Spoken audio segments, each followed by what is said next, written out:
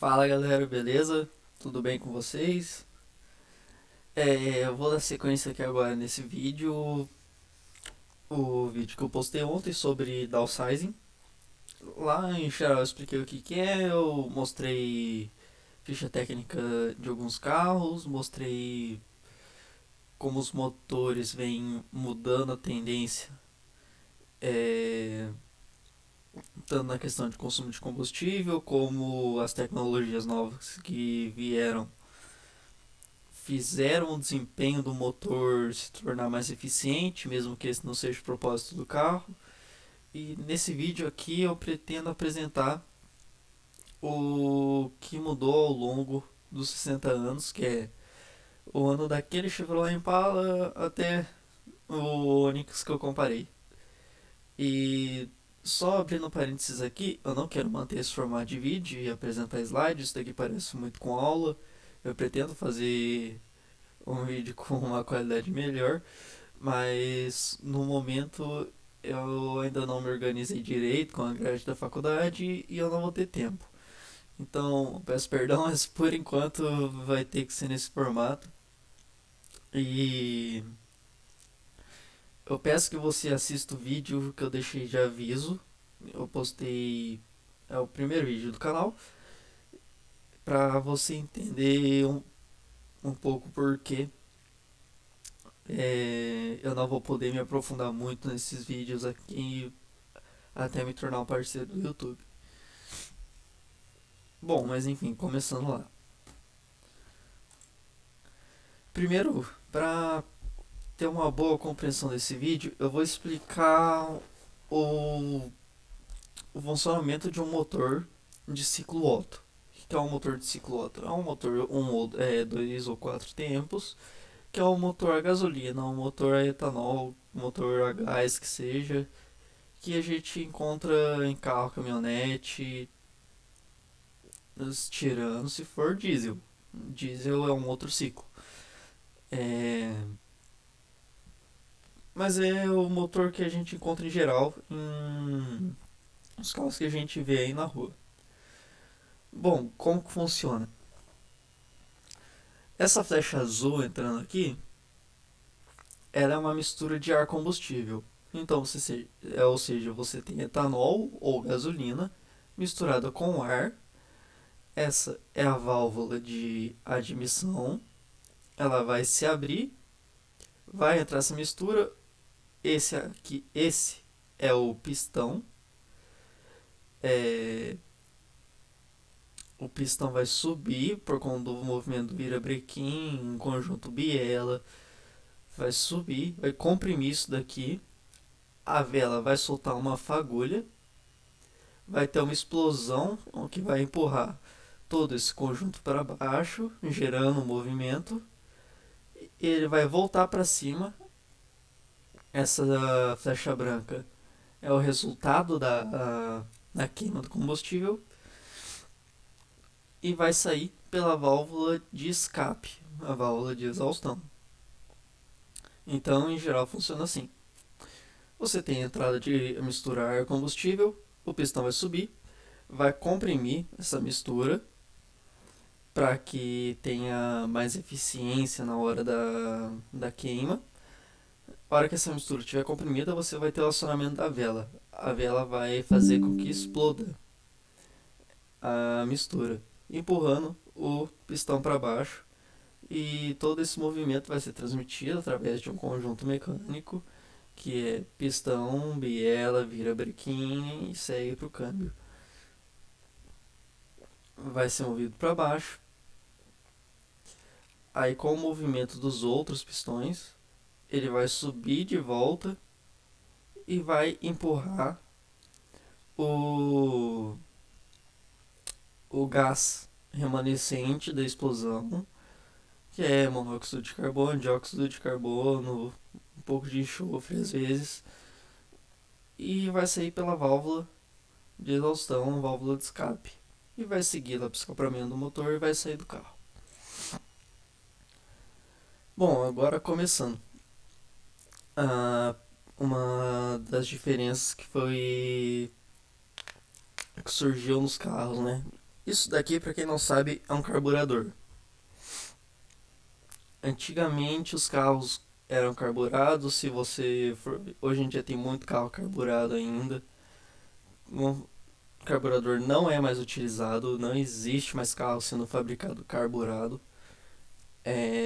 Mas se você conhece um pouco de carro antigo, você sabe que Opala é carburado, os primeiros Ômegas são carburados, os Gol quadrados são carburados. Geralmente são carros difíceis de pegar quando você bate na chave. É, porque o carburador ele tem o seguinte sistema de funcionamento aqui. A mistura ar-gasolina ou etanol, tanto faz, é feita assim. Aqui você tem o que a gente chama de borboleta. Você pisa no acelerador, você abre essa válvula aqui, onde você permite mais ou menos entrada de ar para o motor. E aqui está sendo literalmente derramado gasolina, combustível, né, para não ficar falando gasolina e etanol toda hora. E o ar que está entrando vai misturar nisso daí. É como se você tivesse uma torneira aberta, você fosse lá e soprasse em cima da torneira. Na, na prática é isso daí. É, passa pela válvula e entra no motor. Qual que é o problema disso daí? Desse sistema, o sistema de carburação? Ele tem a quantidade de combustível que ele injeta para dentro do motor é contínua em toda a faixa de rotação do motor. Então, desde 1000 RPM a 5, 6000, 7000 RPM, você está tendo a mesma quantidade de combustível sendo injetada. E então você tem uma perda de combustível muito grande, porque ele não vai ser queimado porque não tem ar suficiente entrando. E para ter a queima você precisa do combustível, do oxigênio e de uma fagulha. Bom, o carburador deixou de ser usado justamente depois do surgimento da injeção eletrônica. O que a injeção eletrônica faz? Através de vários é, sondas, chamando sondas, né? Que são vários sensores espalhados pelo sistema de admissão do motor, pelo sistema de escape do motor. A central do carro, o computador do carro, vai fazer o seguinte cálculo, um cálculo estequiométrico. Ele vai calcular quanto de ar está entrando, para ele saber o quanto de combustível ele tem que jogar. Então, lembra daquela peça ali que a gente viu, a borboleta? A borboleta funciona aqui, abrindo e fechando. Ele vai ver o quanto de borboleta está aberto. 40% da borboleta está aberta. Então isso significa que tem tanto ar entrando, tanta massa de ar entrando. Aí ele tendo isso em vista, ele vai jogar tanta quantidade de combustível para que a mistura seja perfeita, quase perfeita, né, no caso, com a massa de ar, para que todo esse ar seja, quer dizer, todo esse combustível que foi colocado para dentro do motor seja queimado por todo o oxigênio que entrou acompanhado. Então, você tem uma faixa de combustível sendo injetada diferente, você tem maior eficiência, porque em baixas rotações você tem uma quantidade menor de combustível sendo injetado. Em rotações maiores você tem uma quantidade maior de combustível sendo injetado. Então, aí só de você ter essa inteligência do carro para saber o quanto de combustível colocar em cima, já é uma grande diferença. Outra coisa que mudou, tenho medo de ter que falar isso também no próximo vídeo, mas é a carenagem. Carenagem é toda a parte que cobre o carro, assim, é toda a lataria do carro. E não só isso, mas como a sustentação do carro também, que eu não coloquei aí, mas um é monobloco, outro é chassi. Talvez eu explique isso melhor futuramente, mas é uma diferença também. O Impala, ou os carros antigos em geral, etc., eles, fei eles eram feitos de praticamente ferro ou ligas de aço muito pesadas. Tanto que é muito comum você ver eles enferrujando aí na rua, em ferro velho. Tanto que é fácil enferrujar, porque ferro tem muita afinidade com oxigênio e ele vai enferrujar se exposto ao oxigênio. Vai se tornar óxido de ferro.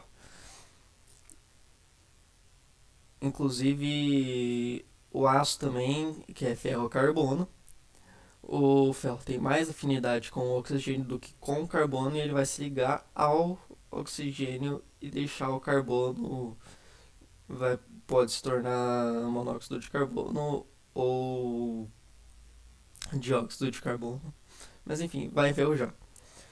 É um material muito pesado e que não tem uma durabilidade tão alta assim, e também não é legal para a segurança do carro, porque além do carro ficar muito pesado, ele não tem segurança na hora que bate, porque o ferro é um material que não vai amassar, né? Não tem a zona de perda. Os carros hoje em dia eles têm toda a parte ali, desde o para-choque até o motor. Essa parte é feita para amassar em uma batida, para que a inércia não chegue ao motorista no impacto, numa colisão. E voltando ao foco do assunto, é um material muito pesado. Hoje em dia você tem carros ainda feitos de aço, só que ligas de aço que são menos densas, são mais leves, são mais finas muitas vezes, porque justamente por ser uma liga diferente, ela tem mais resistência mecânica e ela pode ser mais fina, que ela vai aguentar o mesmo esforço. E você tem também a adição de outros metais como alumínio, aí você tem a adição de polímetros, materiais compósitos. Um carro aí muito famoso que é o Dodge Viper, ele era feito inteiramente em fibra de vidro. Os carros como o Koenigsegg são inteiramente feitos em fibra de carbono. Tem carros que são feitos com uma mistura de fibra de carbono, aço ou fibra de carbono, alumínio e etc. O que reduz muito o peso do carro, muito. A fibra de carbono é um material extremamente leve e resistente. Que eu coloquei como exemplo uma Ferrari 458 Itália, que é um carro com a carenagem inteiramente em alumínio. O alumínio é um material com resistência mecânica considerável, até não igual ao do aço, né? Mas tem uma resistência satisfatória para a finalidade do carro. É... E ela tem um peso muito menor. Os carros hoje em dia não usam alumínio, tanto por questão de preço, o alumínio vai ser mais caro, tanto por questão de funilaria, manutenção. Muito mais difícil você fazer um carro em alumínio por conta de processos de usinagem, processos de fundição, conformação, processos de soldagem. É... Mas só para você saber que existe a Lamborghini Huracan, se eu não me engano, ela tem um monocoque de fibra de carbono. Monocoque, para quem não sabe, é a célula de sobrevivência, é onde ali você está dentro. A fibra de carbono, ela é muito rígida, então no impacto ela não vai, ela iria transmitir toda a inércia, então o carro não é inteiramente feito em fibra de carbono, mas o resto da carenagem do carro é feita em alumínio. Isso daí é um dos fatores que ajudou na redução do peso do carro e reduziu extremamente. Bom, galera, tá batendo aqui 15 minutos de vídeo. Esse vídeo eu vou conseguir abordar só esses dois temas. Eu agradeço você que está acompanhando aqui o canal, que está dando essa força. Assista os vídeos até o final, por favor. Compartilhe se você conhece alguém que tenha um interesse. Mas eu vou ter que parar por aqui. Muito obrigado, até o próximo vídeo. Eu espero estar atendendo a expectativa de vocês. E é isso. Falou!